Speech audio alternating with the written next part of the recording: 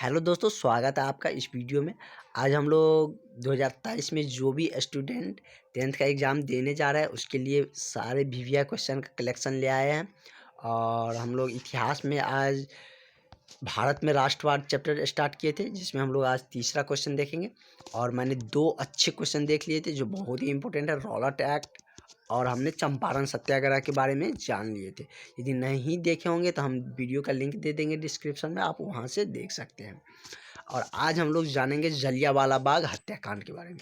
यह क्वेश्चन और भी ज़्यादा महत्वपूर्ण हो जाता है और ये दोनों क्वेश्चन से रिलेट भी है।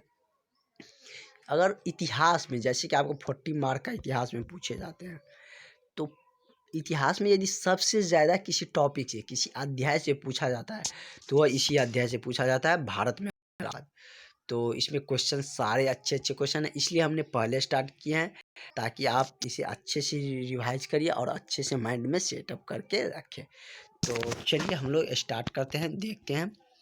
जलियांवाला बाग हत्याकांड के बारे में जानते हैं, क्योंकि यह हमको, हमारे लिए इसकी जानकारी भी ज़रूरी है और बहुत ही रिपीटेड क्वेश्चन है, बहुत बार अभी तक पूछा गया है और आपसे भी पूछे जाएंगे। तो इसके लिए आप अच्छे से मतलब प्रिपेयर हुए, अच्छे से क्वेश्चन को लिख लीजिएगा और जितना बार हो सके एग्ज़ाम आते आते आप रिवाइज करिएगा। और ऐसे हम बहुत ही ईजी वे में आपको बताने वाले हैं। तो क्या हुआ कि जलियांवाला हत्याकांड ऐसे ही मतलब क्या हुआ था कि रॉलेट एक्ट पास हुआ था। हमने बताए ही थे कि रॉलेट एक्ट 3 मार्च 1919 ईस्वी को पारित किया गया था, जिसमें भी क्रांतिकारी को पकड़ के अंदर कर दिया जाता था। तो इसी एक्ट के अंदर सतपाल किचलू और गांधी जी सब और बहुत सारे नेता को क्या हो गया था, गिरफ्तारी हो गए थे। तो इसी के विरोध में बहुत सारे लोग पंजाब के अमृतसर जगह पे क्या हुआ, एकत्रित होकर आंदोलन कर रहे थे कि नहीं, हमारे मतलब लीडर को, क्रांतिकारी को रिहा करिए।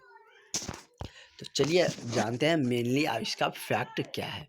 तो उसी रॉलेट एक्ट से ही जुड़े थे। देखिए इसमें ऑब्जेक्टिव भी यहाँ से बन सकते हैं। तो मेरा क्वेश्चन क्या है कि जलियांवाला बाग हत्याकांड से आप क्या समझते हैं। 13 अप्रैल 1919 ईस्वी को पंजाब राज्य के अमृतसर में जलियांवाला बाग हत्याकांड भारत इतिहास का काला अध्याय के रूप में जुड़ गया। क्या हुआ था कि 13 अप्रैल 1919 ईस्वी को अमृतसर के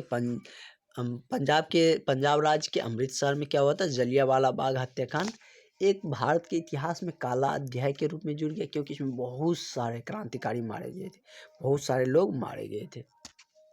और यह क्यों हो रहा था ये सब देख लेते हैं। गांधी जी, सतपाल और किचलू की गिरफ्तारी एवं रॉलेट एक्ट के विरोध में क्या हो रही थी, सभाएं हो रही थी। मतलब गांधी जी को जो गिरफ्तार किया गया था, सतपाल किचलू को, और रॉलेट एक्ट जो पास किया गया था, इसी के अंतर्गत इन सारे क्रांतिकारियों को क्या किया गया था, गिरफ्तार किया गया था। तो उसी के विरोध में क्या हो रही थी, सभाएं हो रही थी।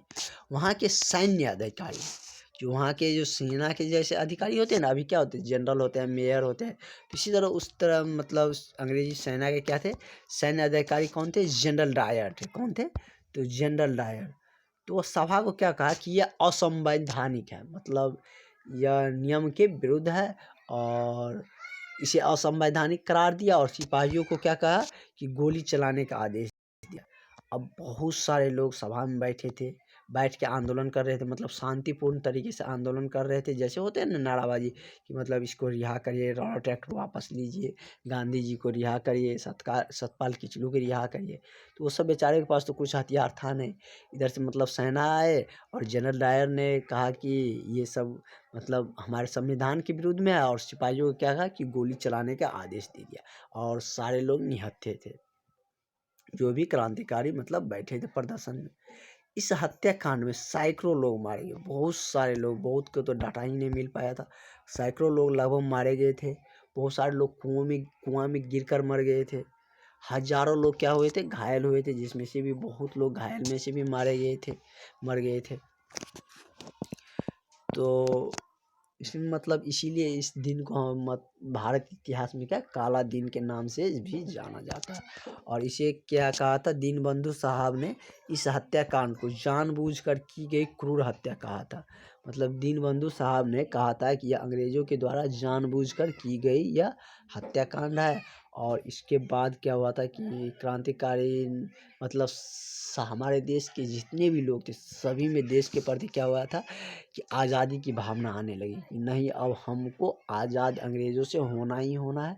हमारे हज़ारों भाइयों को मार दिया, तो इसके कारण सभी लोगों ने मतलब क्या हो कि इसके मतलब क्रांति में एक ज्वाला सी फैल गई, मतलब सारे लोग क्रांति होने लगी और सारे लोग एकत्रित होने लगे और गांधी जी से, सुभाष चंद्र बोस से या कहिए भगत सिंह से, मतलब जैसे कि आपको पता होगा कि दो दल में बटा हुआ था, एक गरम दल और एक नरम दल। तो इसके जस्ट बाद क्या हुआ था कि 1920 ईस्वी में असहयोग आंदोलन चलाया गया था। तो उसमें मतलब इसके जस्ट बाद क्या हुआ था कि गांधी जी ने असहयोग आंदोलन चलाए थे। उसके बाद बहुत सारे आंदोलन चलाए था और इसमें बहुत सारे लोगों ने क्या किया था, साथ दिया था। और इसके बाद धीरे धीरे अंग्रेज़ों को क्या हुई कि सत्ता पे जो पकड़ थी वो धीरे धीरे कम होने लगी और अंग्रेज़ों को मजबूरन क्या हुआ कि यह छोड़ के मतलब भारत छोड़ के जाना ही पड़ा और बहुत सारी चीज़ भी लेके हमारे देश से चल गए। तो मेनली जो इसका जलियांवाला बाग हत्याकांड का था यही था। और ऑब्जेक्टिव में जैसे आपको पूछे जाएंगे कि जलियांवाला बाग हत्याकांड कब हुआ था, तो आपको पता होना चाहिए कब हुआ था। तो 13 अप्रैल 1919 ईस्वी को हुआ था और यह कहाँ हुआ था, अमृतसर जो पंजाब राज्य में आते हैं, ये तो पता ही होगा।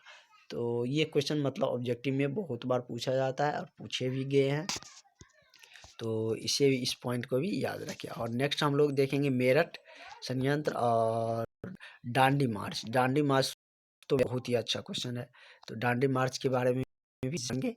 तो आप मेरे साथ बने रहिए, हम आपका तैयारी बहुत अच्छे तरीके से कराने वाले हैं और आपका तैयारी बहुत अच्छे होंगे जब तक आपका एग्ज़ाम आएगा। अभी आपके एग्ज़ाम में बहुत टाइम है। सारे टॉपिक्स ऑल सब्जेक्ट का सारा अध्याय का हम टॉपिक वाइज लॉन्ग क्वेश्चन देखेंगे और जैसे ही लॉन्ग क्वेश्चन खत्म हो गया आपके लिए ऑब्जेक्टिव तैयार है। ऑब्जेक्टिव देखेंगे हर एक टॉपिक का और इससे आपका प्रिपरेशन बहुत बेहतर हो जाएगा। तो चलिए मिलेंगे नेक्स्ट वीडियो में और यदि आप चैनल पर हैं तो सब्सक्राइब जरूर करिए। थैंक यू, आज के लिए इतना ही।